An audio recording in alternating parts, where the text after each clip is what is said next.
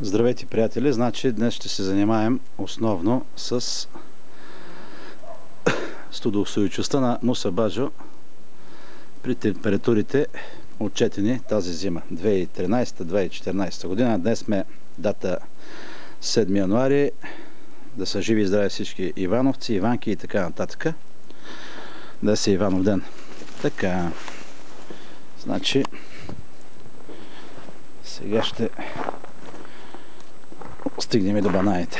Така, снимам движение. Сори за лошото качество, но това е положението.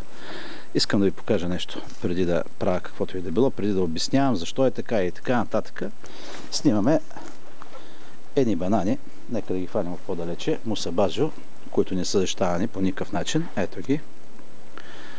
Тяхната история каква е, описвам накратко. Това е майчиното растение. Всички го виждат. Което растение аз лично съм го съдил през 2012 месец май. Това означава, че тази майка е направила една година и миналата пролет 2013 година съм го изрязал отделно, както се вижда, за да може да пусне тези издънки, които да ги храни както трябва. Самата ризома. Тъй наречения корен. Виждате какви детки се получиха, при никакви абсолютно липса на каквото и да е торене и така нататък. Сипвам дървесна пепел, всеки знае защо. Това няма да го обяснявам. Дървесната пепел се изисква при бананите. Така. Сега.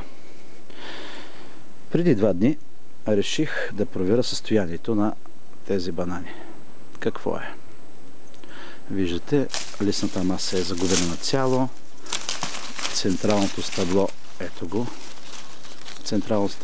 Централният лист, извинявам се, точката на растежа. Също видимо. Виждате тук един малък банан, беше около 70 см, който е измръзнал при температура отчетена. Минус 6,5 градуса. Абсолютен минимум. Тук, на този обект.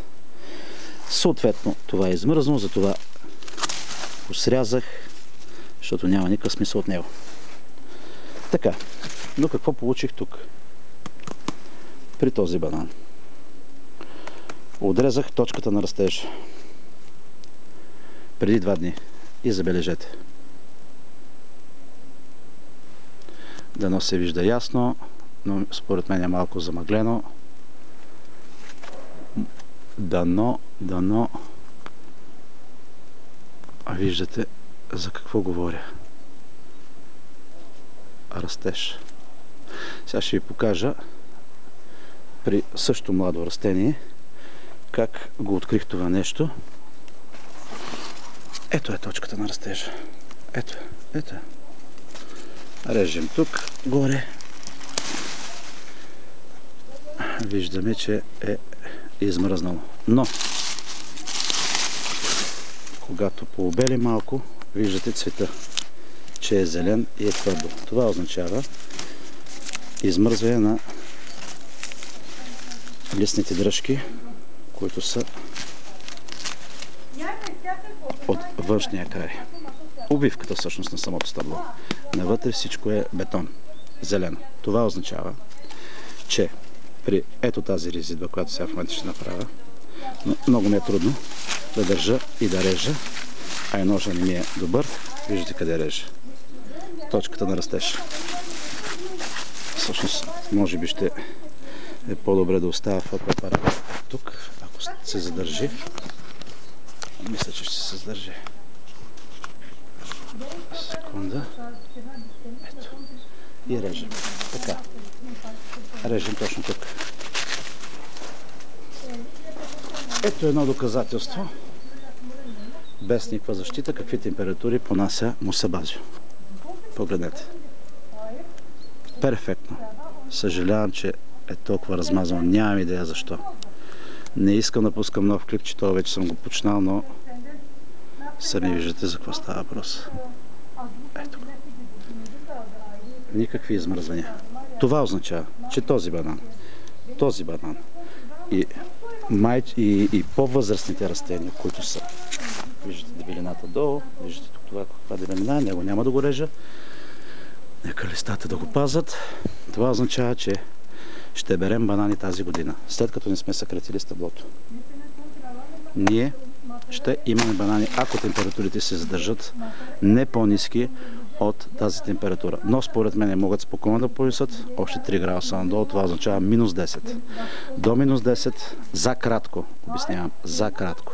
Няма никакъв проблем. Пак казвам, минус 10 за кратко. Това е растежа за 2 дни. Около половин сантиметър. Ами това е накратко за мусабажо. Сега ще видим бананите, които са отзад. Дали да ги кача на нов клип или не. Ще измислим. Момент. Това е, те с един кавендиш, който, както се вижда, няма никакви шансове. Говорил съм за него, резал съм го, абсолютно никакъв шанс. Сега ще отрежа по-ниско, да видим какво е положението. Оставам тук фотоапарата и режем. Не веднага. И мръзнало тотално.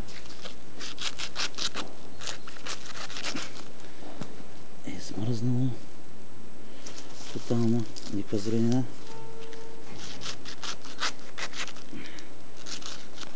И тук никаква. И тук нищо.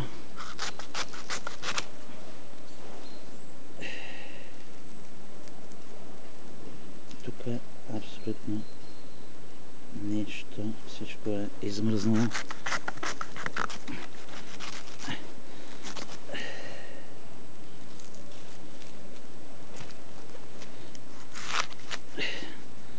Виждате, пораженията са необратими. Сърцевината черна, измръзнала. Единственият шанс е да покара от ризомата, което мене лично ме съмнява. Просто няма как да стане. За да е вътре толкова дебело и вътре да е черно, имаме едно обяснение. То е тук е добре, виждате. Интересно. Може би ще трябва да го защитим. Може и да тръгне. Виждате при него какво се получава. Измръзване. Не знам дали се вижда. Тук, но тук е свежо лилаво. Това не е измръзнало. В никакъв случай не можем да говорим за измръзване тук, както и тук. Ето. Това е здраво. Така че според мен ще има развитие. Оставям го така, ако забележим отгоре. Ако забележим нарастване за 2 дена, веднага ще бъде защитен. Според мен това е единствения муса Кавендиш,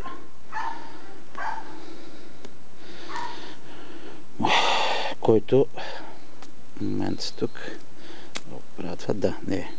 който зимува в условията, които имаме ние навън и няма ни измръзване на 100% до момента при минус 6,5.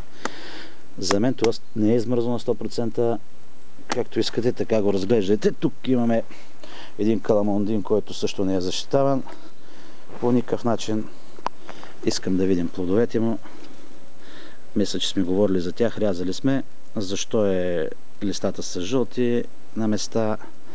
Защото чисто и просто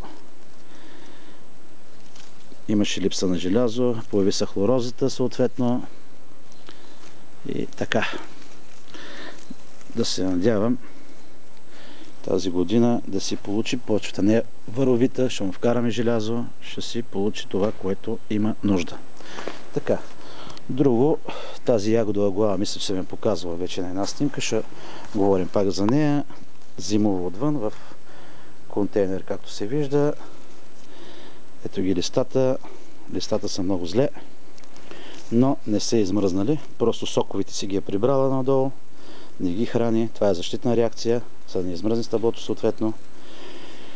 Ако тя бъде прибрана топло, ще ги дигне листата за 3 дена. Това мисля да направя, за да видим ефекта и след 3 дена ще ви я покажа наново на снимка. Също това растение, ето може да се огледа, да се види, да се запомни какво представлява самото растение. Високо около 1,50 м.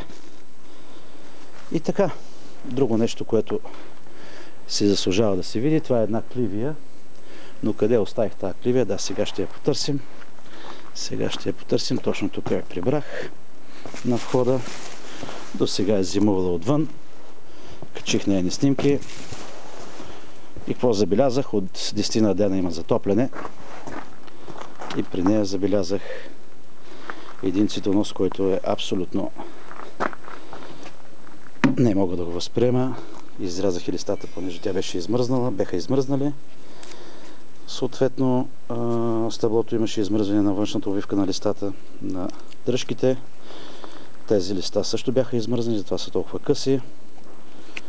Но, виждате, от 10 дена насам, аз се наблюдавам между другото, не съм я видял днес.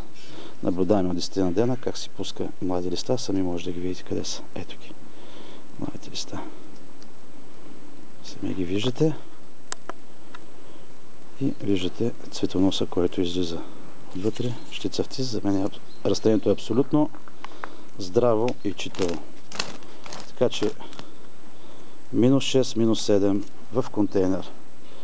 Отвън кливията не се притеснява по никакъв начин. Други тестове, които съм правил. Да, ще ви покажа един интересен. Значи брахея армата, семена, които ми бяха просто излишни. Да, някой може да каже, излишни семена няма, но при мен имаше. Имах над 500-600 бройки. Нямаше как. Просто ги хвърлих тук. Ето ги семената. Под кивито. И какво забелязах? Вчера виждате брахея армата. Хвърлях ги, не мога да се спомня, беше лятото. Това, което поникнало, поникнало. Останалото, което не е поникнало, ще си поникне, бъдете сигурни. Тук е сянка, задържа влагата, но странното е това нещо е поникнало в септември, октомври, предполагам, може и ноември. И както виждате, семенак -6, -7 градуса на моят обект отчетени. При условие, че долу пълна сянка, земята е била замръзнала. Беше замръзнала около седмица и нещо. Растението абсолютно нищо му няма. Мисля, че това е достатъчно. Така. Друго тук е интересно. Да, има и нещо интересно, което искам да ви го покажа. Те са с едно авокадо, бейкън, младо авокадо бейкън, което, уважаеми колеги, виждате на какво състояние е. Просто няма смисъл да говоря за него, но зимувало е, както виждате, в контейнер. Но при него ще ви покажа нещо, секунда. Ставам фотоапарата, режем измръзналата част на стъблото. Ножицата в момента не е в мен, ползвам нож, затова няма как да срежа с ножицата, колкото да ми се иска. И да ми е неприятно да режа с нож, ще режа с ножица 100%. Но ето какво забелязвам тук. Режем над двете пъпки. Ето. Сами виждате резултата, който сега ще ви го покажа.